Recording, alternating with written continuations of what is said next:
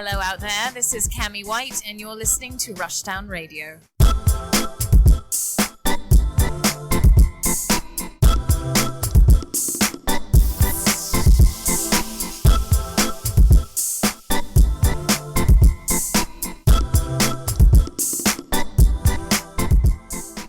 Hello and welcome to another episode of Rushdown Radio. I'm Anthony. And I'm the Joker's. God, I couldn't think of nothing funny. I'm Michael. You're Michael today? Yeah, I'm Michael today. No Joker or whatever? I was going to be Joker's like crowbar he used to kill Jason Todd, but that seemed a little dark. That's how you feel today, huh? Look, that's what we're swinging with Blame today? Titans, which you should watch on HBO Max. Wrong show. What, Titans? Take that to Hollywood. Oh, right. You're right. This is gaming, sir. He said take that to Hollywoods. Okay. Dang. Take that over there. Take that trash over to that other show. This is not about Hollywood. This is about another broken industry. Oof. Yikes. Not another busted industry. I mean, you're right, though. All right. Cool. Dang. Thank you. Shout out to Matt. Now then, what are you playing, Michael? Let's see. I am playing undisclosed video game right now. Yes, that's right. You have a review on the way. Yes, it should be coming out around September's second week. Yeah, because I think the embargo is up on the 9th. So, unfortunately, it's not the other game you're probably thinking. It comes on the 9th, too. So, wait, what else comes out on the 9th? Tales. Arise. Oh, I wish, man. I wish. Yeah, sorry. No, it's not that game. I wish I would get a recode for that. We're just not big enough for that type of like coverage. Which means if you would like for us to cover those games. Yeah, Namco Bandai. Wink, wink, hint, hint. I mean, I know we're not IGN or GameSpot, but hey, man, give us a call. And to you guys, boost us up a little bit. Yes. Shameless plugging. Super shameless. I have no qualms about it. But see, I'm playing Undisclosed Game, which is pretty fun for the most part. Also playing. Oh, I just beat Tales of Destiny DC. That was fun and also infuriating. I forgot those old Tales games have like a billion puzzles. The last dungeon took me 10 hours to do. Oh, yeah, 10 hours. Man, that's quite a bit of content there. Because every dungeon had a sub dungeon in the last dungeon. So you have to do certain things to open up certain doors to get to a certain part to get to the final door. Oh, that's stupid. Oh, it was something. Woo! I'm getting angry thinking about it. Nope, not going to do that. The game was fun. It was fun. Yep. Fun times. I'm not going to let that part upset me. It's the equivalent of that rap part in Persona 5. You know what? Okay. I'm talking about before Royal Edition. I'm talking about the original when it came out. Oh, no. I know which one you're talking about. Because it just felt like it never ended. Yep, that's literally how that part in Tales of Destiny DC felt. That last dungeon just went on and on. It was like puzzle after puzzle after puzzle after puzzle after puzzle. Ugh. But yeah, love that game. Still, that part was a blight. It's okay, man. We can criticize the things we love. We have to. It's important. It keeps you grounded and not like have fan vision where everything's perfect and amazing and nothing's wrong with it.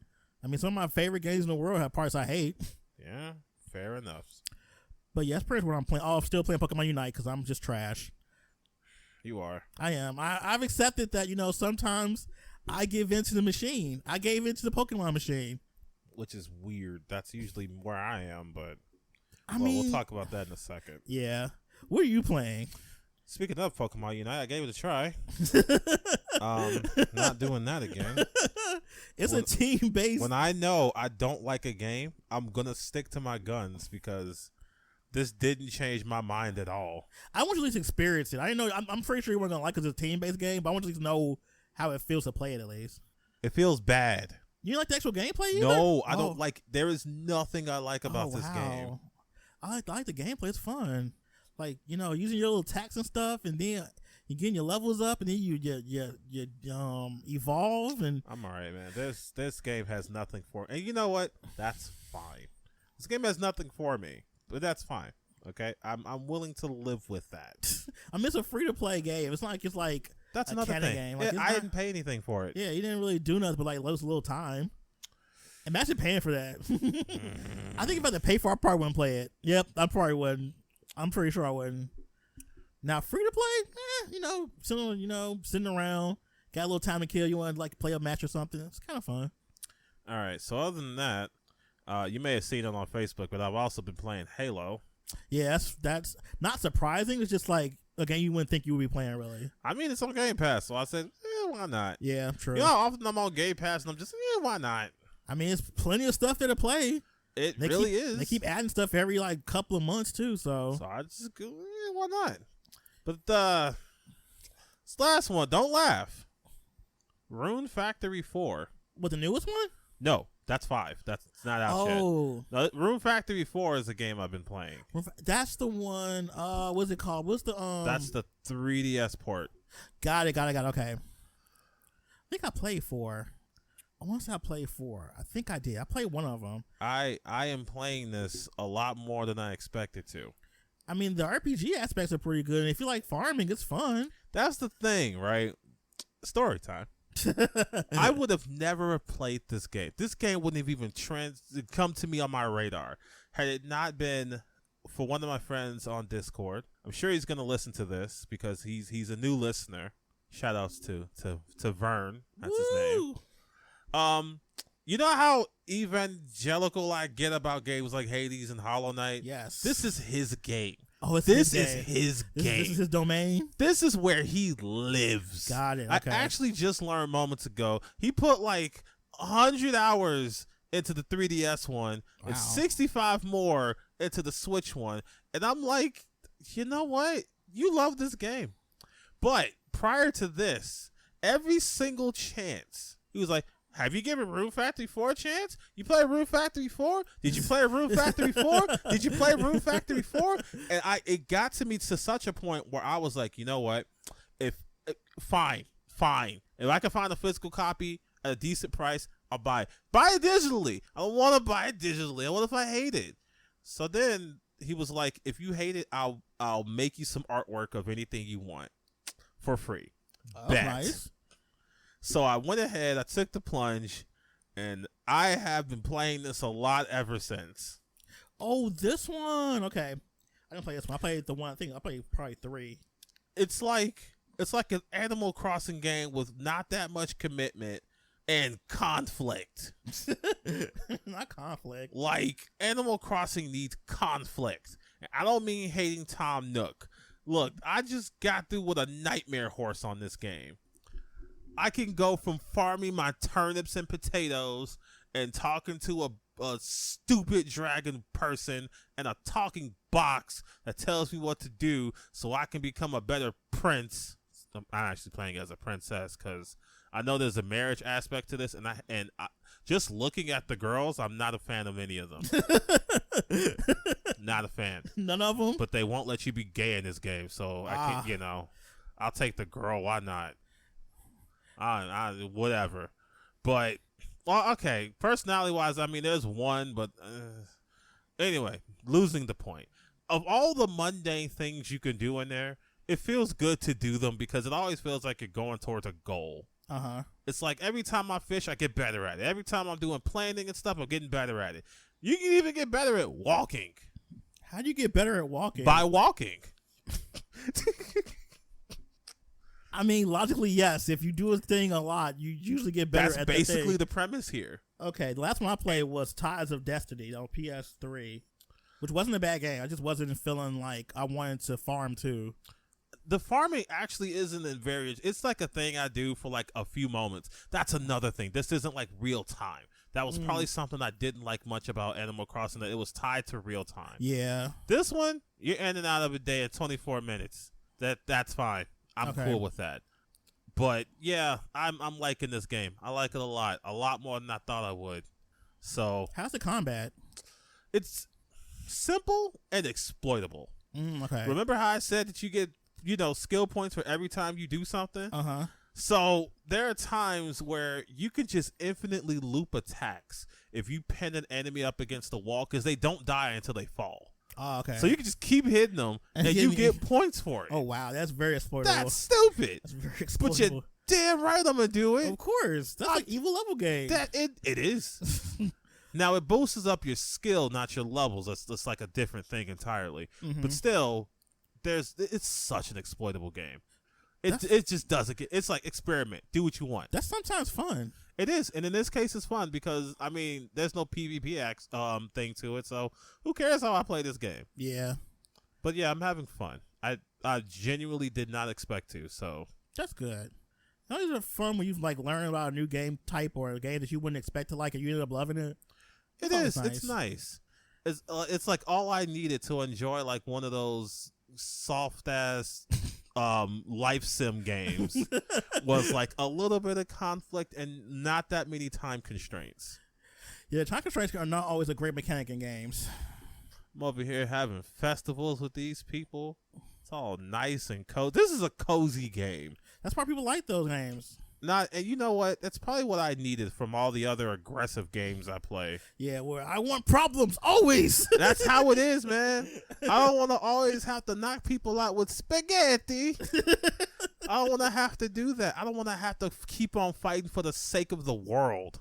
Sometimes I just want to check on my potatoes and sell it so I can get good money. So are you saying that you're going to be into the series now? I am. You know what? This is making me look a little bit forward to 5. So I will probably get... 5 looks good, actually, too. It does. It does look good. It looks way better than this. That's the one thing I don't like about this game that much is that this game looks like shit. But it's a 3DS title, of course not. It is. And you know what? It's not... Okay, I shouldn't say it looks like shit. But it doesn't look great. But that doesn't matter. I've played worse-looking games for longer periods of time. That's good. See? So that's like my only gripe with it so far. Otherwise, I think this game is great. And this is one time I'm willing to admit that someone was right. Because I thought I'd hate it. But hey, $30 well spent. Look at you. Evolving and stuff. That's great. Good story. All right.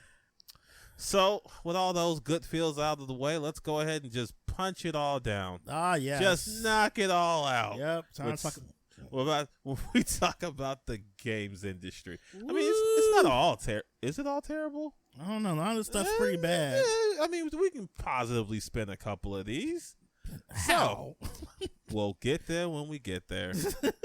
So, let's start with Blue Box Game Studios and this whole abandoned nonsense. Oh, God. This is so stupid. So, for those who have not kept up with the legacy of Blue Box Studios, they're a company that doesn't seem to know how to release a game that they announce. Keep that in mind as we continue on with the story. Yes. So, it was rumored that Blue Box was working with Kojima on a new game. Yep. I remember the fanfare. Long story short, the way they phrased it made it sound like they were working on a new Silent Hill. God. And fans erupted. Even I had to temper my expectations, be like, I need some kind of like confirmation.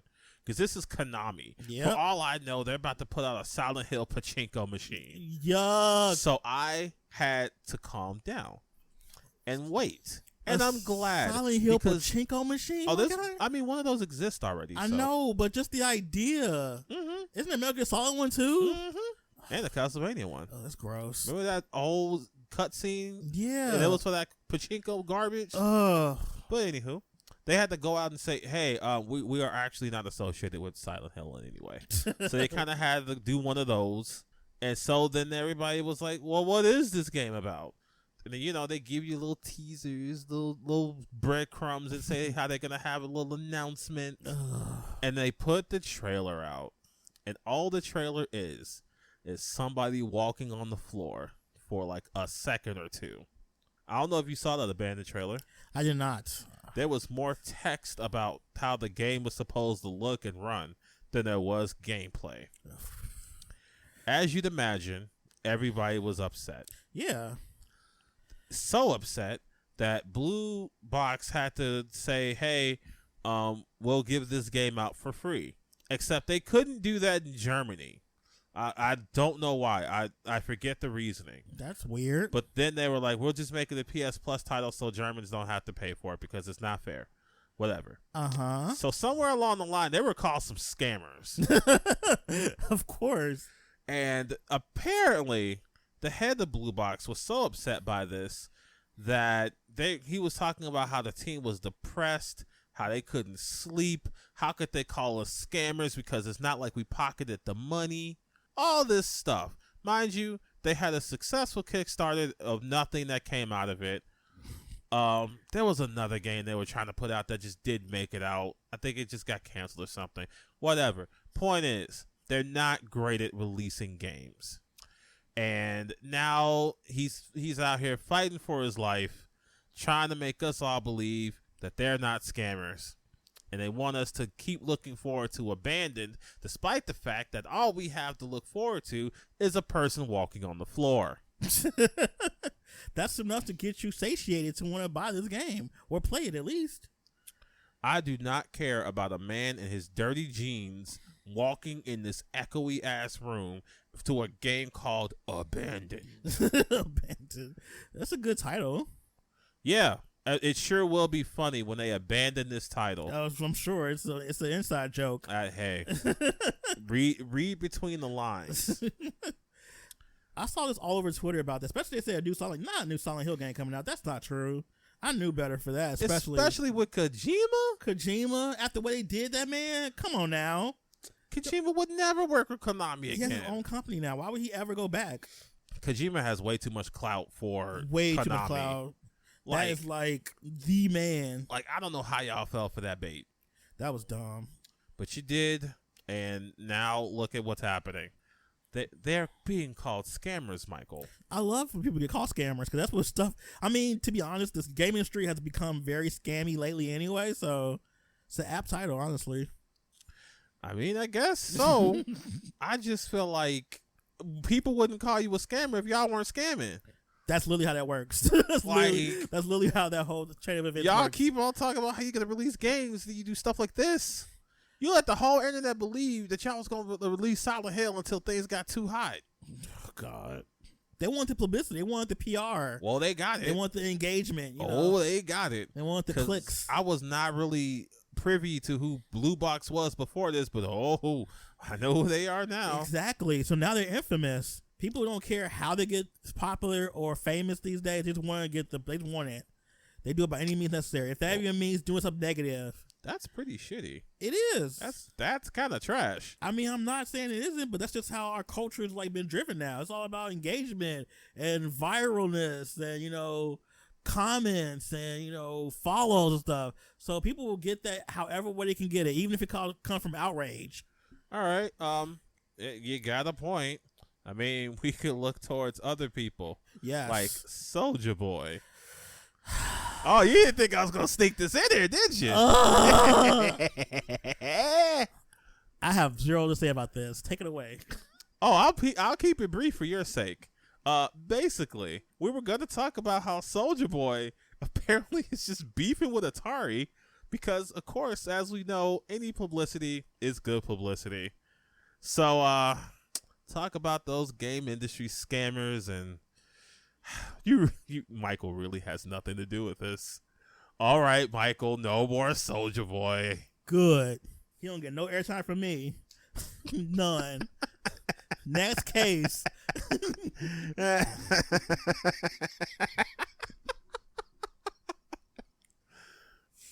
I put him to bed last year. We are not talking about that. I'm not talking about that man at all. I'm sorry, Michael. It's fine. You did it for the shits and giggles. That's all you care about. Yeah. I'm just over it. All right, man. He's gone now. All right. What we got going on next? Speaking of things that are gone, let's talk about how Nintendo did Scorched Earth on ROM Universe. Them and this whole ROM situation has been just sad.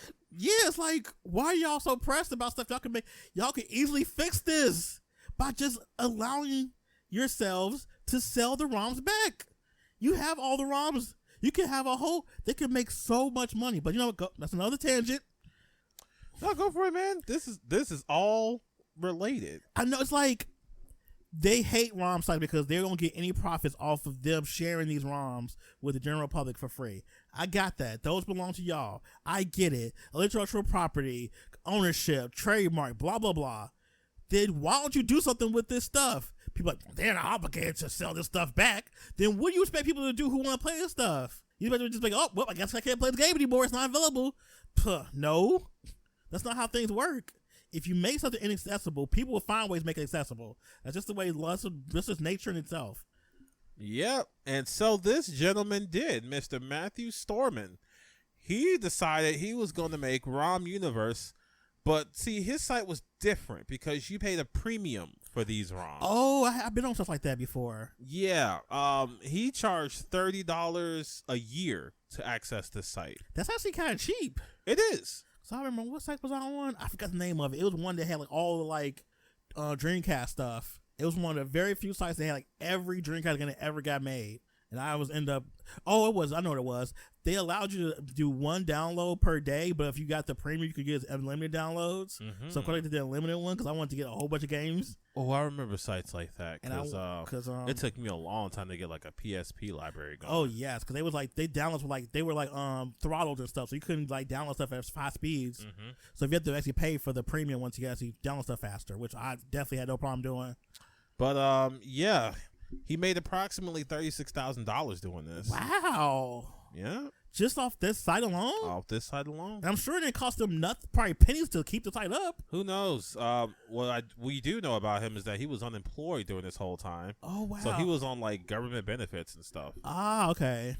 This is a good side hustle. So, of course, Nintendo had to squash this. Yeah, they were like, nuh-uh. No. And in the settlement, they got, well, I don't want to say settlement because they did go to court.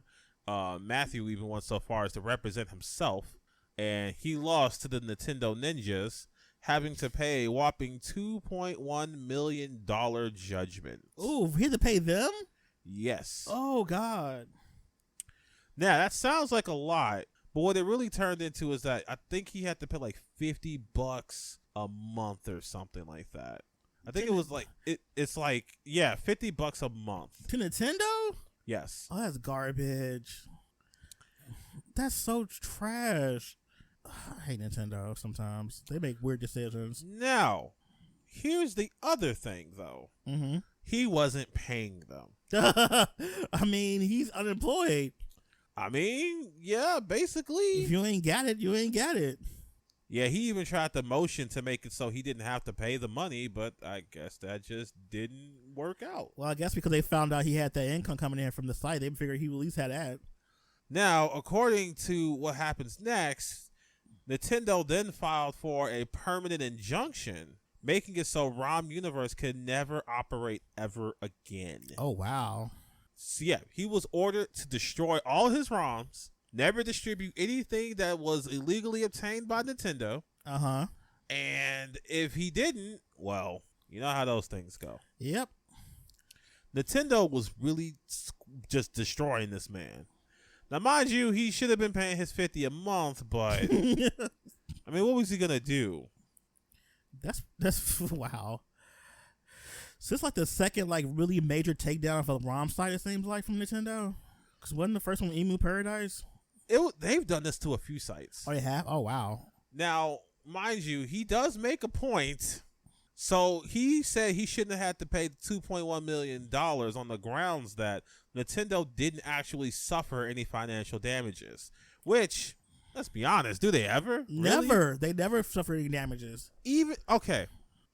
So most people who emulate games, right? You're emulating the older games. The stuff that's on the Super Nintendo, on the N64. Dead consoles that Nintendo refuses to revive in any capacity. Even if you were to believe that everybody was just getting like Super Mario World and that's super available on all consoles, how much damage do you think it's done to Nintendo? It's a good question. And even then, more studies than not show that people who pirate games go on to buy them. Yeah. Fun fact, I'm a case of that. Me too. Cuphead is the most recent example I could think of. I didn't know if I was going to like Cuphead, so I downloaded it, and I played the first 2 levels of it, and then I deleted it and proceeded to buy it. Good job. I bought it. I think I own it on every console right now. I love Cuphead. Cuphead's great. Play Cuphead. But it's not for like, I don't regular care. people. Play Cuphead. But it's hard. They can practice. Play Cuphead. Practice? Yes. There is an easy mode made for people to practice bosses. Oh, I didn't know that. Yeah, you can go on easy mode. Now, the thing is, if you play on easy mode, you won't progress. This is literally just for practice. Okay. But if you're going into practice, doesn't it only isn't the easy mode an easier version of the mode you're actually gonna play later? It's not so easy that you can't take what you know to that. Like, I think all they do is, like, I don't know if they take out an entire phase, but they give you the gist. Okay. So you're not going in completely blind. I guess that helps, but I mean, if you're playing an easier version of the level, then you're gonna still have to struggle if you get to a harder one. I mean, yeah. I'm not saying that's not true. I'm just saying play Cuphead. Okay. All right, for your shameless plug. This is a new plug. But yeah, Nintendo completely just destroyed these people. Well, this man. And I guess he's an example of what happens if you don't pay. Because Nintendo said they were getting their money. $50 a month. That's actually not the worst. That's so petty, though. It is. It's literally pennies to them. You know, it really is. That's like a game a month. Yeah, like that's so petty. Like y'all make that in like an hour. You know, it's all because to send a message. Yeah, I hate that. I hate that whole like, we're not gonna let you play these games, and it's like I think it's more so control. I think it is than anything else. I don't think it's even about the money. I think it's just control because it's like, well, we're making sure you can't play these games for our own reasons, and we're making sure that regardless. Like, what do you all lose if I go and play Kirby Nightmare in Dreamland? Everything. Isn't that on the Game Boy Advance? Yeah, no, isn't that on the? No, it's on Game Boy Advance. Okay, I'll think about the one that's on Super Nintendo. Oh no. That's one I'll play. If I have a way to play it that doesn't make me have to go through the download process, I'll play it. Yeah, I'll pay for it. Most people would. I'm exclusively paying for Nintendo Online just to play what's there. Which I could say has a pretty good collection. It does. That's But let's be honest. In the grand scope of what they've released, it's still nothing. Yeah, it's like a drop in the water compared The to what's one thing I've always wanted from them is a GBA one. Yeah, Give that'd me be the good. Game Boy Oh, that'd Advance. be so good. Give me that in Wario Land 4. Give me that. But they're not. I don't understand why they wouldn't though. There's so many ways to do this. And it's not like it's hard. It's not. It's not like it's going to cost you so much money. Dumping ROMs into that online service is very easy. They just don't want to. They don't want us to be happy. No, they don't. They could do subscription service. They can make you just pay for them individually. And people would. Yeah, people would. The drooling masses would absolutely do this. Yep, I would. They have so many people who are like Nintendo zealots who would just eat all that up. Yeah, they are walking money to Nintendo, and Nintendo's like, have an OLED screen. Have an OLED screen. Yikes. All right, let's move on Okay. to something that's more near and dear to you. Me? Yes. Uh-oh. Tales of Arise. Oh, you see, this is a loaded one. And censorship. Oh. Want to elaborate more on that, Michael? Sure. So there was a rumor going around, of course, through Reddit, from some Reddit users. I'm not going to even respond. I'm not going to even put who it was because it doesn't even matter now. That there's going to be heavy censorship in the PS4, PlayStation 5 version of Tales of Arise. But don't worry, the PC version and the Xbox version are going to be just fine. That's what the rumor said, and people took that and ran with it. It's like, oh, I'm glad I didn't get the PS4 version. PS5 is gonna suck. Sony's just really making me want to give it Xbox now. Blah blah blah, and it just was all over the internet, all over the JRPG community and the Japanese gaming community and whatnot. All the weebs were talking about this. It annoyed the crap out of me. Now, for people who are not privy to Sony's censorship, quote unquote, they're censoring stuff that's like little girls being naked and stuff, or having their boobs out, or crotch shots, or panty shots, stuff like that. Like, you know what? We don't want that in the game. Or characters look like little girls. They're trying to make sure we don't overly sexualize them. I think that's fine. Now, of course, there are some that could argue that the sexualization censorship does go a little far when it comes to other games. Like, there's some games they censor blood out of. There's some games they censor grown women out of and stuff like that. But that's a smaller case than what the bigger cases are. Yeah, very small. What was that game? Omega Labyrinth? Was that the game with the? Oh yeah, that's one of the biggest because people fan service is a part of the game's core. So I want that in the game. A lot of people cite Senran and Kagura. Ah yes. But here is the thing, right? They're not of age. Nope. Those are kids. I don't care how big their titties are drawn. They're kids. Yeah. And now that other game's coming out too, the Severin Kagura versus Neptunia game, which you're like, oh, it's gonna be censored to hell on the Sony, blah blah blah. I want my fan service. I want my little girl titties on my screen, and it's just like, That's why, as much as I like how those games play, it's becoming increasingly hard to play them. Yeah. To the point where I just don't. I would love to play a Severin Kagura game, but the whole core of the mechanic is nude girl titties. Yeah. And they're not 18. And it's like... And if they I feel are, like they're probably like, they're like child code. They're like little girls, like little tiny young girls. And of course, here comes that girl. It's not real. Oh, It's yeah. all graphics. Talking so much about cartoons and stuff that's not real. Yeah, you're beating off the stuff that's not real. So where are we gonna go from here?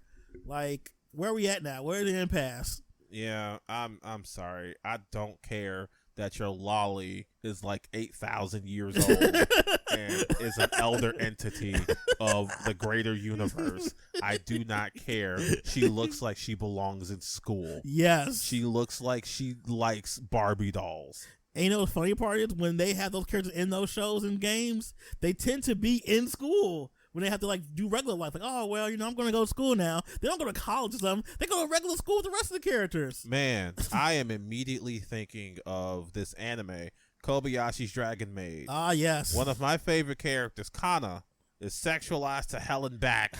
Even though I don't care, she's old as shit, sure, and a dragon. She's a little ass girl, and it's fucking creepy. Yeah. Ugh. Yeah. So one of the reps from actual Namco Bandai came out and said, yeah, every version again is going to be the same. There's no censorship on the PS5 version. Calm down. Y'all can get whatever you want. Oh, my titties are safe. My titties are safe. Thank you, Namco. One thing I do like the fact for Tales of Arise is that the character people are sexualizing the most is the old woman character. I'm surprised actually. The old woman character? Kasara, the Shield Maiden. How old is she? I think she's like in her, I want to say like late 20s or early 30s. I mean, she is kind of thick. Dude, people talk about her ass for like the last few weeks. I mean, that's great. I haven't noticed. You know who I'm here for. I know who you're here for, and that's great too. He's a grown adult. And he's just so beautiful. Like, I like the fact that this game, people are starting to actually sexualize characters who are okay to be sexualized. They're adult characters. That's fine. I'm okay with that. God, he's beautiful. Like, I'm okay with fan service. I'm just not okay with fan service for children. That's creepy. I'm not here for that. I wonder if he gets a swimsuit, man. You said what? I want to. Oh, sorry. Sorry.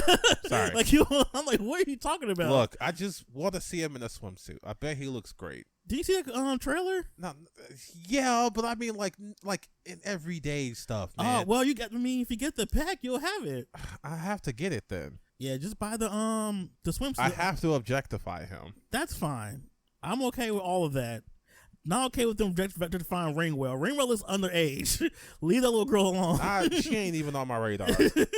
Honestly, none of them are except him. Just I'm very partial to Alphen, so you got it. But him. I'm partial to him and the Prince guy, Mr. Lord himself. And he's a brat. Yeah, he's a whole brat, but he's sophisticated. Look, yes, but he's a brat. I mean, that's adorable. He's poshed. Whatever. He's a brat. But the fact that they have to even come out and publicly say the game is not censored is just tells you what the state of gaming is right now. That's a huge point of contention right now. You know what? Tales of Arise has really been going through some petty stuff. Very petty. First, it's the no multiplayer thing that people got mad about. Oh my god, they still talk about that to this day. And now y'all weren't gonna play multiplayer. And now it's they almost took away my titties. Yeah, they were so pressed about that. Like, come on. Is that fan service is not a huge part of the Tales series. I'm very sorry. There have been times when it is a little bit, like Velvet, that was fan service. Yeah. But that's not something that's common to the series. I didn't even go so far as to say Maggie Lou was. Really? Maggie Lou? Her skirt was a bunch of bullets. Oh, yeah, it was kind of like... Like, her skirt was like 3 or 4 books. It was supposed to be quirky and different. Yeah, except we're dealing with weebs. That's true too. Weebs, no matter what medium, will be weebs. Exactly. Whether it's anime, And even then, people aren't even focused on that stuff. Most of the stuff I've seen of Maggie Lou that is degenerate, yeah, I've seen the peeking under the book skirt and stuff like that. But they really like her armpits. I didn't know that was a thing. And you know what? More power to you. I didn't know that was a She thing. That's grown. fine. She grown. That's a grown woman. If y'all want to sexualize a grown woman, that's fine. That's better than sexualizing children. That's gross. But y'all keep that over there though, because that's weird. the fact that that's such a huge part of the anime Japanese media community as a whole is still doesn't feel right. Because it isn't right. It doesn't feel good either. It's like, because I think about the anime community too, and when I go to anime conventions, it's like, ooh, that's a pillow. Mhm. That's a body pillow Of a not of age girl. like that girl. Like she's 10 years old. Ugh. Ew. It makes you feel icky. Very icky. And on And- that note, let's just move on to something else. You know what? You're right. You're right. Let's not keep on this. Ugh. It's icky. Bot tells when Ross would come out though. Shameless plug. Please do. And even if you're skeptical, there's a demo out. Yeah, get ooh, that Play demo's so It good. is. It is. I'm playing it. I'm playing it day one. Yeah. It's happening. My September's already set. My September is busy, and I'm making time for this because it deserves it. What we got next? All right, so now we got like the heavy stuff. Okay. So let's start with Congress and how they're continuing to lobby against loot boxes. Yes, finally, the government doing something to actually do something about this. Now, personally, I think this particular move is a little weak, but I'll take it over nothing. So the UK has filed some legislature that has regulated loot boxes. Good job. Good job on the UK. The US Congress has been like, hey, you know how you have to comply to that stuff in the UK? Do it here too. It's funny because that's exactly how it is. Like, you know, we should just copy what they're doing. That's basically what it's been. And it's like, a little weak, but hey, that's fine. And of course, this is all about the children, mind you. Of course. This is all about the children. So that's I'm not even sure how I feel about this. Like, it feels like a step forward, but it kind of feels like a tiny step. Oh, it's a baby step for sure. I feel like for some reason they're really scared to like really crack down a lot of this like shady stuff happening in the game industry for some reason. I don't know what they got on them, but it's very weird. Lobbying. Like, who's up there lobbying for like them to not to do anything?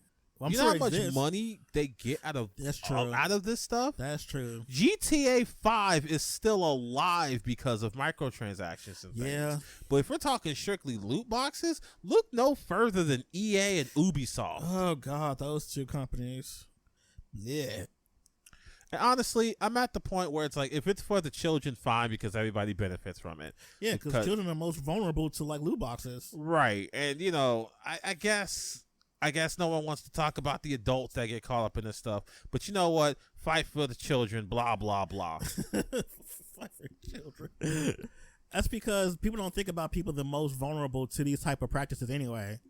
Like, people who have impulse like control issues or just mental health issues, or anything of the sort that would make them impaired to like knowing that this is wrong.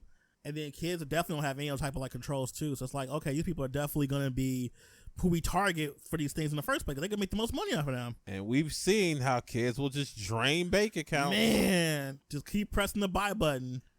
Just keep pressing it. Purchase. Over and over again. Give me my players. And we know that these like loot boxes are like rigged to not get to the thing you want too. Mm-hmm. So you're sitting there compulsively buying something, not getting what you want. You're gonna keep pressing it until you get it. I think that the best move that they've been able to get these people to do is, what is that? Make it so you can see the odds of getting loot boxes. That kind of helps. Only kinda though. Yeah, because that means that could be easily rigged too. Yeah, you can just patch it to change it and stuff like that. Oh man, this is what I was looking for. There is a 24-page document that God. Congress sent to these publishers. The one that you can see publicly is for Mr. Robert Kotick. Ugh, public enemy number one. Ugh, And God. it's basically them asking about what they're doing about loot boxes, what are they doing to comply with the UK, insisting that they go ahead and make it so that, oh, I'm sorry, this is not 24 pages. This is to a bunch of other developers. Let's see. Chapek? Robert Chapek? Uh-huh. Oh, that's Disney. Okay. Tim Sweeney? You know, that's Epic. Yeah. Saya Nadella? That's Microsoft. Uh-huh. John Hank? Niantic? Oh, I'm not even trying that one. But Nintendo. Okay. Nicolo Laurent of Riot Games. Oh, they definitely need it. David oh, nope. Roblox. Oh, Roblox is such a huge. I didn't know Roblox was so big with kids. Oh, bruh. I was not privy. I don't have a lot of like kids around me, so I don't know if they're playing. Let's see. Michael Linton of Sony. Max Rangel of Spin Master. Don't know what that is. Strauss Zelnick of Take-Two Interactive. Sarah Sarnoff of Warner Brothers. And, yeah, those are the letters that were sent out. All 12. Okay. So, yeah, those are the people that have been reached out to say, hey, loot box is bad. What are you going to do about it? So they're just asking what they're going to do. They're gonna, they're sort of, they want to make the regulations similar to gambling. Yes. Okay. The UK passed some legislation. They're basically saying, hey, follow that. Okay. It's more like a, hey, could you do that, as opposed to, hey, do that. Ah, okay. So they're just asking. They're not like telling them they have to do it. Right. It's more so like it would be cool if you did. Right. It's a strong suggestion. Oh, I don't like that either. I feel like they're trying to lean on them and, try not to make too many acts. Yeah. Because these are still powerful people. Very powerful. The fact they can like bypass paying taxes. You want to talk about tax Activision. evasion? Ugh. The fact that Activision uses a tax haven, that's basically a closet out in some other country. so we pay them to not pay taxes. It's such trash. But hey, that's capitalism. Yeah, in a nutshell. Oh, by the way, fuck Activision. Of course. Always and forever. What we got next? Speaking of a company that just knows exploitation, Amazon. Oh, God. And their, quote, draconian developer policies. What? What even is that? I'll explain their policies in a moment. So, Amazon is not great at releasing games, but they are great at being some of the worst policies in the gaming industry. That's crazy. So, here's how it works to be a developer at Amazon. Okay. During your free time, you are not to make video games. What? Yeah, you are only to make video games during work time. Oh, wow. Now, mind you, most companies make that a standard, which, but hey, whatever. That's not where it gets bad. Where it gets bad is if you make a game that is, that is your creation, you have to give Amazon royalties, like royalty-free, like permission to you don't have to give them your game, but you have to give them the ability to make a copy of your game that isn't your game. What? To avoid paying royalties. That's what? If you make a game, you only are able to make it with people who work at Amazon and people and like stuff that they have at Amazon. What? Okay. Now, mind you, this all came out and it forced Amazon to actually have to pull back onto the bit. Like, all right, hey, whoa. We're not like that. I'm sure. And they had to change those policies. But let's talk about these policies for a moment. Okay. I can understand not wanting to make games during like your downtime, because I think that's what you would call anti-competition. I guess so. Something like that. Somewhere in that realm. But to make it so that if I make a game, I have to give you the ability to make a copy of it so you don't give me royalties for distribution? So you gotta give them the source code and all that stuff? Basically. Oh, wow. Like, you gotta, like, any game you make, that's theirs if you're an Amazon employee. So. And you can only make it in Amazon facilities with Amazon equipment and with other Amazon developers. So you can't have your. Oh wow. So if you got a friend over at EA, God forbid, you can't make your game with them because they don't work at Amazon. That's crazy. It becomes their property. Uh-huh. I don't like that. Well, thankfully, they, like I said, they did change them. But what was troubling is that when the discourse was happening, there were people making it sound like these kind of policies were normal. Yeah, the apologist. There's a lot of people out there who always apologize for things being crappy, and they're like, "Oh, it's not that bad," or "That's usual. That's just usual business." And that's the thing. You hear something like this and you think it's normal? You think it's normal for a company to take your work and be like, yeah, you can't distribute this now. And it's now ours. And we won't pay you royalties. What? Y'all think that's normal? Y'all think that's okay? Yeah, that's the shocking part. Yes, this is just another case on why we need to talk unionization. Yes. Because the more stuff that comes out with these companies, the more it's like, bruh, can y'all not? Please? That would be great. And it's Amazon. Meanwhile, while people are getting their games stolen, they have to deal with their CEO over here trying to race the space for no good reason. Why do we need a Jeff Bezos in space? Unless he's not coming back, in which case, fine. Y'all want to launch him to space and y'all have like a major malfunction. I won't say anything. I won't complain. I won't be like, no, Jeffrey Bezos. You won't hear me cry about that. But hey, that's just me. Maybe you all like Jeff Bezos and his bald head and his normal clothing and his exploitation of workers that is so bad that they can't go pee in the warehouse. Maybe that's what you They all debunked like. that on that commercial that they produced. Oh, I'm sure they did. I'm also sure that the nameless Twitter accounts that come in and say that they're glad to work at Amazon were equally as convincing. Yes. Whew, God, that's I wish I would make a game for months and be like, this is my magnum opus. right. And some douchebag manager comes through and goes, yoink. That belongs to me now. Yeah, this is ours now. It's is gonna a- be on the Nintendo Switch for $29.99. Right. Yeah, get fucked. Oh, and you're fired. You're fired. Stupid. I don't like any of this at all. Yeah, we're gonna pass this to Jeff Bezos so he can play it in space. Stupid. You can't work nowhere talk like that. You should never be management. I'm pretty sure I'm better than what they're actually going through. But talking like that? I mean, they probably deal with people like what's off Office Space. Stop. I'm sure I'm dating myself by mentioning Office Space. That's fine. You probably a little hard, just a little bit. To people who don't know, that's a pretty great movie. Go watch that movie. It's like every other week there's something really bad happening in the game industry, and it's like it makes me. They changed it. They're better now. It just feels like I was very naive 10 years ago. Yep. Like, oh, it's just fun and games, and people are just making games and having fun. They're at work making games. You know, we got little quirky stories here and there. but everybody's having fun. But now, And I was like, oh God, this is the industry I was really trying to like be in. Like, I don't think I made the right. I think I was saved. Now, mind you, dear listener, we're not trying to make you feel bad about liking video games. Unless it's Activision Blizzard. Yeah, in which case, that stop point- giving them money. Yeah, please stop. And Ubisoft, because, we've talked about them too. Yep.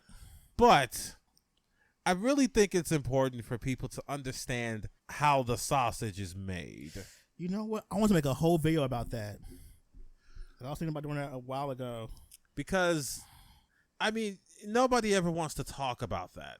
The human cost of video games. Whew, that needs to be its own show by itself. You know what? That may be something we do. I was Because thinking about this is an important topic that deserves its own discussion and nuance. Yes. And I don't want to shoehorn it into a video like this where we're joking around and all the ha ha ha. Because that's real serious shit. Yeah, it's real people's lives involved. But Like, yeah, it's funny that you mentioned it. I had a whole thought about doing a video about that, like the morality of buying games. and even I was at a point naive to think, well, if I just buy from the indie industry, it's fine. That's not true either. You can Yeah. find many an indie scandal. Yeah. This is an industry issue, and I think that we Industry-wide. need to sit down and talk about how the sausage is made. Yeah, we should have an episode just that. But hey, for right now, we're gonna just dunk on Amazon for being Of a bunch of course. assholes. I mean, that's the fun part. But, Ha. what do we got next? Or is this our last story? yeah, or- this is the last one. All right. And this one's this isn't a story so much as it is an interesting topic that Michael brought to my attention. I stumbled upon it. You wanna tell the people? Sure. So we were talking about the stories we're gonna cover today, and we were talking about. I was like, you know what? We should talk about that whole Halo stuff, and then we started watching. Was it Spawn Wave? Yeah. Yeah. Shout out to Spawn Wave. You're talking about the whole debacle with the new Halo Infinite and how they're gonna like pretty much have a roadmap for the game, and they're gonna patch stuff in at certain points for like different content they're gonna put in the game. And one part of the whole like video he was talking about that stuck out to me was that they were blaming COVID as a big reason why this game's having such a very tumultuous development cycle. And then something clicked in my brain, was like, it's taking them very, very, very long to come out with this game because of COVID. And I thought about it. I'm like, maybe it's because they're remote now, and when you're remote, you can't force people to work extra hours now. So now, crunch isn't a thing. They can't use that to make people work 16-hour or like 18-hour days anymore. They have to work regular 8-hour days. I'm like, maybe that's the reason why games taking such a long time, because now the industry is finally normalized again to have regular work hours. Just imagine that, right? We have one of the worst things to happen to the world, and one of the side effects is that people have to work at home, and it has solved one of the biggest issues plaguing gaming today. Yes. And for the uninitiated, for what crunch is basically, as Michael described, people working 16-hour days and having no breaks. It's basically extreme overwork. Yes. And it's not everybody in the company. This is just people in the development team. This isn't your CEOs or your main people or directors. Oh no, no, this is they all go ground home. floor stuff. This is people like the artists and the coders and all those people. And you would think that people are like, oh man, they must get paid so well. No, some of these hours aren't even paid. They're getting paid pennies. They're because it's like, oh, you should just love the fact you're making a game. You should be loving the passion. The passion. Yeah, except passion don't pay rent. Nope, not at all. I wish, man, the landlord comes through and says, all right, I need your rent. I don't have money, but boy, oh boy, is my heart full of passion. I got so much of it. Would you like some of that from my rent? Hey, just write on the check, passionate. Not passion. Oh, Just write that right there. You keep the change, buddy. I hate it. But But that's now, been a driving force for people working all these crazy hours. yeah, and we've talked about it a lot, especially with what was it, Anthem, Yep. where they had to work that BioWare magic, Which is just, abuse. which is just crunch. Yep. Which is people having to go through therapy. Mm-hmm. Some of them had military grade levels of stress. Yep. Stress casualties. That's the term I was looking Yes. for. There were stress casualties making a video game Uh-huh. that didn't even turn out good. That was the worst part about it. Imagine going through all that trouble to make a game that nobody liked, really. Because, please tell us if you were an Anthem fan. And when I say fan, I mean someone who will log in and play Not clocking in. Anthem for hours. I'm talking like you dropped Destiny or something to play Oh, wow. Anthem. I want to know if you all exist. I don't want to say that you all don't, but prove me wrong. I want to see the Anthem fans come out the woodwork. They exist. They're somewhere out there. What? Where? I mean, if you're out there, let us know. You'd have to be in a place with no video games for me to believe that the first thing you picked up was Anthem and said, this is the one. This is it. I'm sure you picked it up at like Five Below or something Not Five and Below. decided that you were just going to go ahead and just boot it up and this is your game.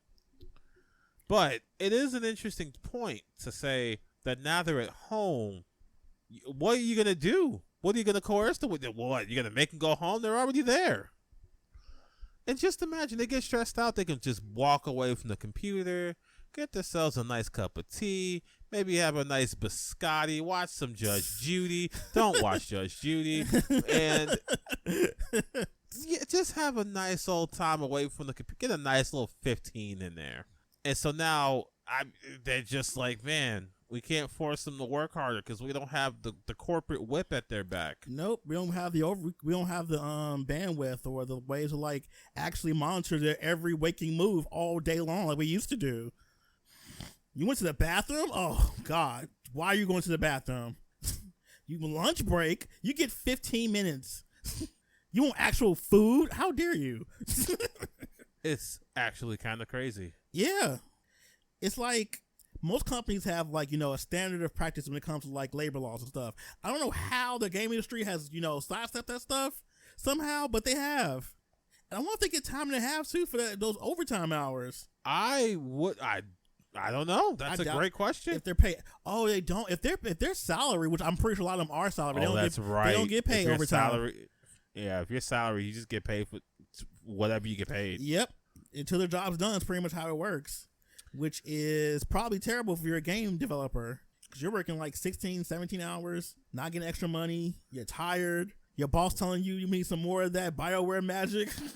But hey, now what are they gonna do? Email you to death? Yep. They're gonna hit you up on Slack or Teams. Yo, not Teams. Yep.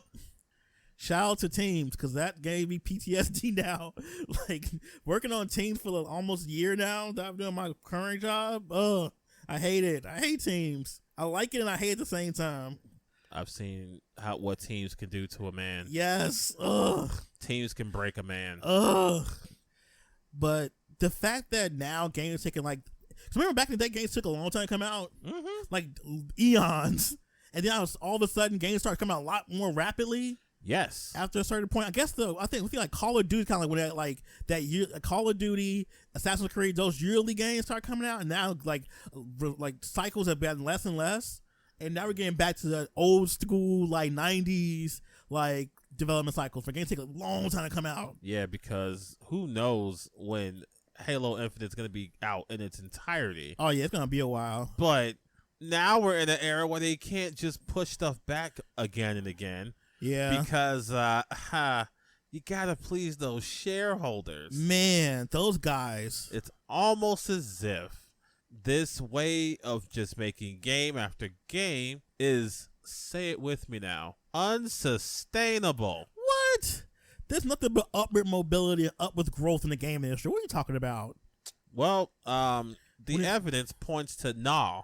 Cardi said when it's up, then it's stuck. Yeah, and they're stuck right now because Halo Infinite is stuck in development. Because people actually like not working like 12, 13-hour days. I'm like, I'm gonna give it a good 7 hours today, and I'm gonna go about my business. Yup. Working weekends, please. They're gonna flip their little switch to offline. Yep. Like I am not available. See me later. It's bad that we took a whole pandemic for like, just on a whole like level of American like worker labor's like system and culture has changed drastically, like all around. Like we're now seeing the part of the most healthiest ever when it comes to labor. People are actually able to have a life now. And it's crazy that all they had to do was follow a model that already exists. It's rare, but it exists. Mm-hmm. If we all shall recall, the makers of Hades. Ah, yes. Hades is probably one of the most ethically made video games. Yes. Because they had forced vacations. Which is good. And no crunch. That's good. And the game's phenomenal. Oh, God, it's so good. It's on all consoles now. It's gotten plenty of awards. Probably going to make a whole lot of money. I'm really resisting the urge to say it. You need a t-shirt. I told you. But you know what I want to say. What, play Hades? You said it, not me. You said it, not me. You heard it from Michael. Yes, play Hades. Thank you. But trying not to say it at every turn. I even chose Cuphead for this one. Yeah, it's good. You gotta rotate your indies. You're right. Gotta get the good ones in there, man. There's so many out there. There really are. Hopefully, there are more and more ethically made games. Hopefully so, because as you can see, you could make great games ethically. Yes, you can. But the fact that we have this thing called capitalism is the big problem, because there's always this idea that they have to continuously make more money next year than they did the previous year. In order to do that, they keep coming with more and more content and finding other ways to exploit people. Not just people who make the game, but people who actually buy it too. So, but yeah, I just think that now we're finally seeing like people have normal work days in the game industry, probably for the first time ever in like probably decades. And honestly, I think what's going to happen is one of two things. Games are going to come out half-baked because people didn't work as hard, which I don't blame them. I blame these unrealistic time frames. I blame management always for stuff like this. Always. Or you're going to have the Halo Infinite problem where they kind of keep pushing things back. Because what they're pushing back here is co-op campaign and the Forge. Yep. And people love Forge. I mean, it's a really good system. Like, it allows you to like create your own like maps and stuff and own game types. That's fun. That is pretty fun. And y'all aren't gonna have it. Nah, not at launch. Nope. Sorry, guys. Unfortunate. Because it's going to be co-op too. That makes it a lot harder to do for a lot of that stuff to be done right. But I mean, if it means games are made ethically, I'll take longer cycles. Same. Like, I don't want people having like have to deal with like workplace abuse and stuff. Just get a freaking game out. Games aren't worth that much. It's not. Games are There's not. no game that good. Nah, not none of them. I hope Falcom makes their game ethically. Well, right. Well, I don't think we've heard anything bad about them. No, the worst thing that ever happened with Falcom is some stuff happened with with Xseed not giving people credit. That was more on them than Falcom. Yeah, they had nothing to do with that. That was Xseed being trash, like not crediting people who worked at the company when they actually made the game. Mm-hmm. Garbage. Ugh. No. The policy was that if you leave the company before the game is finished, you don't get your name on the Yeah, on the that's work. still trash though. Oh, that's still trash. I just Like, they helped make the game. They helped with the translation. But nah. Oh, you gone? Well, guess you give up your seat, fam. But yeah, this is like the idea that you have to spend like your entire like you have to devote all of your life to making games and like not getting anything for it. Because people who work these extra hours, there's no incentive, there's no bonuses for them. They don't get Just extra threats. money. They just get the same paycheck. Just threats, coercion, Plenty of that. abuse, Ugh. mental stress, and for what? A mediocre video game? Yeah, like no, like these people need to have regular lives. It's a job. Just let them have weekends off. Let them live their lives. Once their clock is up, it's up. Yeah, not know. Oh wow, we need to finish this deadline for this thing. Well, we're really good if you stay a little longer and finish this coding stuff. I mean, you love this game, don't you? You want to succeed, right? I think you should stay a couple hours and just finish it up. Before the weekend hits. Be a shame if we had to bring in somebody else to finish your right. work. Like, yeah, it would be kind of sucky if we did that. Like, why would we? I mean, you're right here already. You already have it up. So your computer, just can finish it up before the night's over. No, it's like 6 hours more work to do. Right, you got it. Lock up when you leave. Exactly. Ugh. I hope that's the case. I Yeah. hope that's what's happening. I wish the best for those developers because they deserve the best, man. They do. They put the blood, sweat, and tears to these games and get the least amount out of it. Capitalism right now is at a pivotal turn. Yes. It is at a critical juncture, and I hope that the game industry will be a part of it and begin to change. I mean, it has to at some point. Like you said, it's not sustainable. And we're at the point where people are leaving their jobs and saying, let somebody else do it. Yep. People are doing it in droves in all industries, honestly. So, it's the ball's in your court, game industry. And they have the money, too. That's the thing. Mm-hmm. They ain't broke. They speaking broker these, they have the money. They're going to have less money for them to spend. They don't want that. They want nobody. They don't want anything coming into their funds to go buy some stupid yacht or some townhouse. These people are making millions upon millions, and that's just their salary. We ain't talking bonuses, right? Then they have the audacity to cut people from their jobs too after they make all that money. They over here getting bonuses like stars from Mario Kart. It's like, oh, we had a record-breaking year. All right, let's cut some people. 144 workers gotta go. So after all that time and effort you put into making this game, all the extra hours you spent, you get cut too? Like, you don't have a job anymore. Goodbye. That's the crazy thing. You going through all this crunch and stress and you don't even have job security. Right? That's the worst part. Ugh. just But yeah, how the sausage is made is kind of a thing I want to talk about at length at some point. I am down for that. Because I think it's such a really important conversation right now. More than ever, it's the time to talk about this type of thing. I agree. That's all I have for that discussion. Do you have anything to sound off about? I do. What you got? So, you're not the first person I told about Rune Factory 4. Uh-huh. I told a couple of other friends about it, and they were just kind of like, ugh, why don't you play a real game? Oh, God. We're back at this juncture. Oh, God. We're back there. We're back here. We're 2003 We're or something? back in the dirt. We're 2004 again? Where I have to have this discussion of real games. Oh, God. I thought we were way past Oh, that. no, Michael. As long as there is a hobby, there are people to gatekeep it. Ah, yes. And so I ask, real game? Like what? What was that response? Fortnite. Ooh. That was the first one they came out with. And I promise you, I felt like I was zeroing in on the jugular so I could poke it as hard as I could for even suggesting that I would taint my fingertips with Fortnite. Not taint. And they just kept on like, oh, you could play Call of Duty. You could play. They even suggested League of Legends. Oh, that's a fun one. Look, here's the deal, right? I have never subscribed to this idea of real games. All right. If you are playing it, it is a game. Yes. Now, there are games that are of lesser quality than others, like gotcha games. Most of them can rot. I agree. And I sometimes get caught and sucked into some gotcha games. Hey, I have been too. Nobody's perfect. Mobile games like Candy Crush and Angry Birds, those are games whether you like them or not. Yeah. Actually, don't play Candy Crush. That's a part of King, and King's a part of that. Right, don't Activision play Blizzard. that. Don't play that. You know we not play with them something right else. now. There's plenty of other Candy Crush There's clones out so there. many. You can play Homescapes. Yeah, please. I mean, but play Homescapes. But there's plenty of other There's Candy Crush so games. many other games. Now, nobody ever wants to talk about what a real game is. What qualifies as a game? Well, depending on who you ask, it could range from a lot of different responses. Like, I know sports games are usually not considered real games all the times. FPS is sometimes get the bad rep not being real games too. Really? Yes.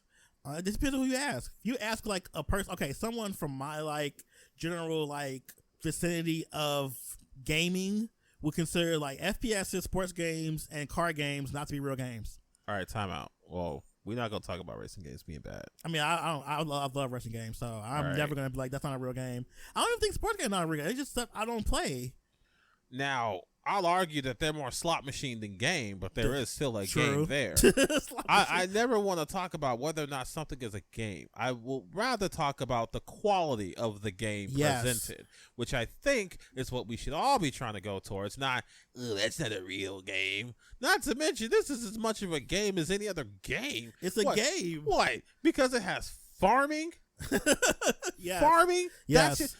Imagine having the criteria of, oh, if this game has farming or crafting or cooking or things I do in real life, that's not a game. What? I'm sorry. You fight nightmare horses in your real life? Not nightmare horses. Do you fight butterfly creatures or orcs or elves and stuff? Do people love you in real life? All right, that last one was a little harsh, but I meant it. I think that people have gotten to a point where, okay, I don't want to blame millennials, but we are the caretakers of the game industry. If we want to make it be clear about it, we you're not are wrong. The generation that pretty much cultivated this culture of gaming and nerd stuff. So unfortunately, we got to create this whole game, but we learned this stuff from Gen X. Because Gen X are the main gatekeepers of everything. They're the ones that started that gatekeep stuff. So we learned it from them, and we just attached that to gaming culture and all this other stuff nerdy. So now we're at a place where everyone's trying to fight to feel like their corner of this community is like theirs or something like that. Like, oh well, I'm a real gamer, not like you over there playing Fortnite. Oh God, the hardcore gamer. Yes, the play gamers. Dark Souls. Oh God, that's a whole other tier of elitism. So here we go. Here's the elitism tiers.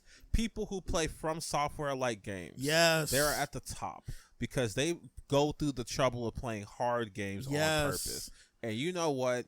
If you all want to make masochism a personality trait, then more power to you. But it's not, and you look stupid. So then, let's see. Let's say Nintendo fans. Yes. Nintendo fans come after that. Yes. We play fun games over here. Okay? All of our games are fun. They are fundamentally fun. Okay?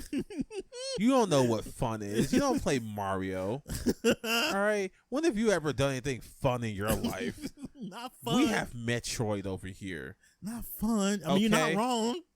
All we right. have Pokemon too. Right, we have Pokemon. We have different flavors of Pokemon. What do you do? How dare you question Daddy Nintendo? You absolute idiots. Then you gotta think about the tier below them. That's the Xbox / Sony. Yes, crowd. those people, the loyalists. unwashed. Yeah, the unwashed. The unwashed. The people who go back and forth of Sony versus Xbox. Yes. And you know what? They're so annoying. I'm ashamed to say that I used to be in that We tier. both were there. We were there. We were We both over here there. like, Xbox? Who would dare touch an Xbox? Look at us now. What? Batteries in my controller? More likely than you think. Yeah. I mean, you just buy a battery pack. I mean, it's real simple. Just It really is simple. Like, it's not that hard. But yeah, they're like another level of like. Did you play Last of Us? Timeout. Oh, The Last of Us. This is an art piece. This is This an art isn't a piece? game. This belongs in a museum. Oh God. Have you played? Did you understand The Last of Us? Oh God, they're so annoying. Did you play God of War? Oh. Did you understand the intricacies of Kratos becoming a father? Oh my God, they're. Did you soak in the meaning? Did you play what is that?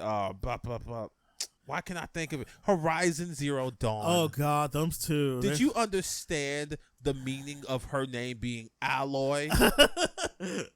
This is an adult version of Zelda. Did you understand the meaning of this being a mechanical world and her name is Alloy, like a metal? I hate it. I hate it. But Michael, we forgot a tier. We did.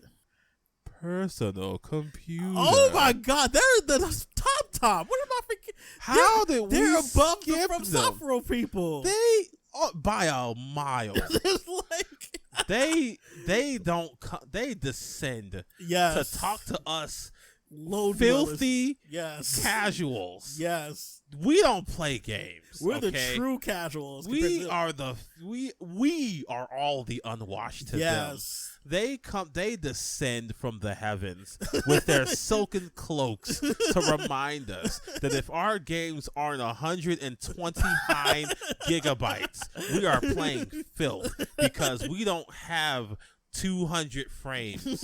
We don't have 4K, 8K, 16K resolution. 16K. Okay. What does that even look like? You would know if you were a PC gamer. Okay. Oh God. We have computers that cost as much as a mortgage. You're not wrong. Okay. You all are peasants. God, I forgot about the PC Fools. Master Race. They're at the very, very top. Like they know everything. You drooling sycophants. Like, have you been on Steam? Fools. You all pay for online. Right? I only paid $1 For to play the games you pay $60 for. I bought 100 games for just $10. They have like a hollow screen of all their games just to mock you with them. Oh, Look at all God. these games. You ask them, how many have you finished? Not the point. Not the point. Okay. Dude, that is too real. I may have That's 60. too real. I have all of these games. Yeah, but you have like 62,000 hours in Warframe. What else are you playing? That's not the point. The point is I have it. The point is I paid 99 cents to have 72 games. Okay? You fools. I How did I forget the PC people? How did we both? Oh man, they are the most obnoxious, the most gatekeeping, the most like ludicrous. They're also the most babyish and the most like whiny and the most like, I hope it's coming out for a PC. Oh, because of a PC. This PC port is terrible. Dude. And they knock over their rig. Dude, you know how many bad PC ports there are? But you know what? They'll just come back with, well, we are able to fix our ports. Right? Like we have because modders. we can mod them on our personal computers. I hate you. You personal computers. All right, I don't know where I was going with this. We went so many different places. I don't even think I meant to get to the PC people. Point is, people shouldn't gatekeep. There you go. That's what we're getting back to. Like seriously, it's gaming. It's game. Okay? It's all gaming. It's video games. Shut up. I agree. All right? Shut up. You're not. This doesn't change the world that much. All right. Nope. I'm sure people can like walk away from a game and feel like my whole worldview is different now. I think Ellie was right. Oh God, not that debate. Yeah, all that crap. Not I don't that care. again. Okay, you're gonna think about it for like a month or two. You're gonna walk away from it, and the only time you're gonna think about it is when you see a Reddit post like, "What was a game that touched you?" And then that's when you're gonna come through with The Last of Us. A whole article worth of words you're gonna put down on that tiny piece of like text box. The Last of Us really touched my heart. It made me the man I am today. God. And it really didn't. You're still an asshole. Right? Nothing about you's changed. If you learned anything, you would be a better person. Right? After You're this. not going to work thinking to yourself, "What would Ellie do in this situation?" Nope. You are still doing the same stupid Right? You're Biff still stuff an asshole. that you did yesterday. All right.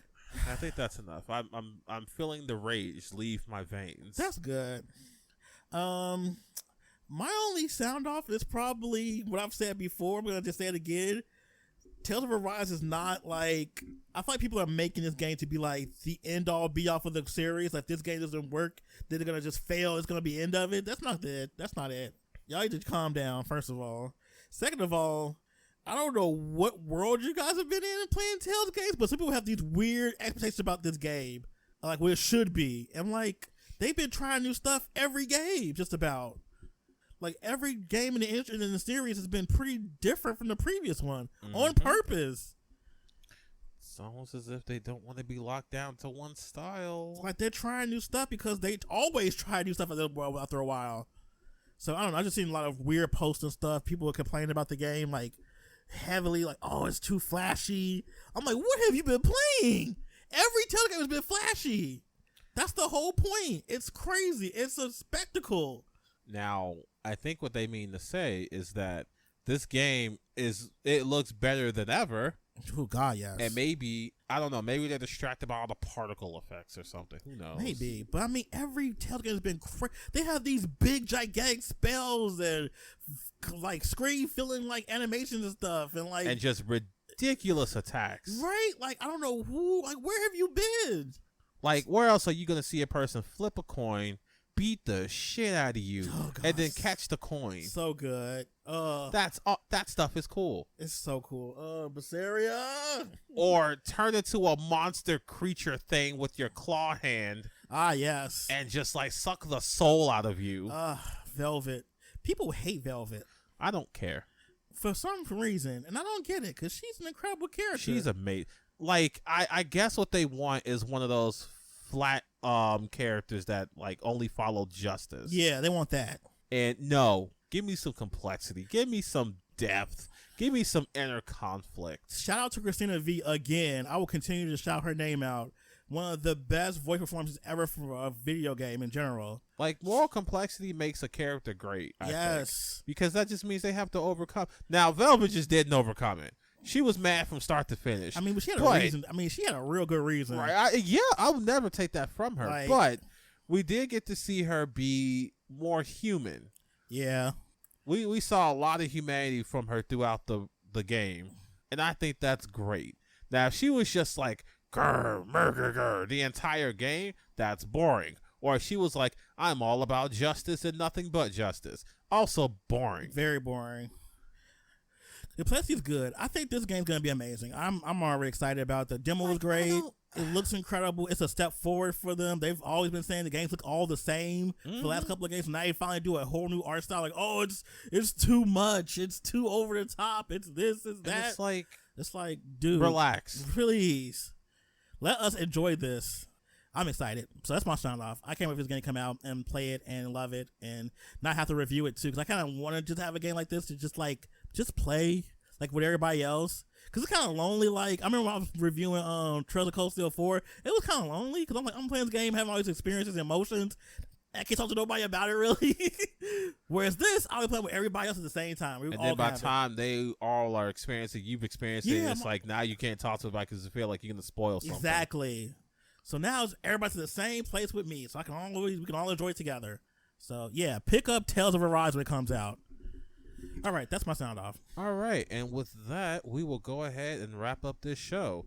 Be sure to follow us on Facebook, follow us on our respective Twitters, and go ahead and give us a listen and a follow on your streaming media of choice: Spotify, Apple Music, iHeartRadio. I don't think there is one that we're not on. Yeah, we're on everything. Everything you can think of, we're there. Everything. And check out the website. Yes. Check out all our nicely written articles. Yes. And look forward to Michael's review. It's coming soon. And you know what? That's that. We'll see you guys later.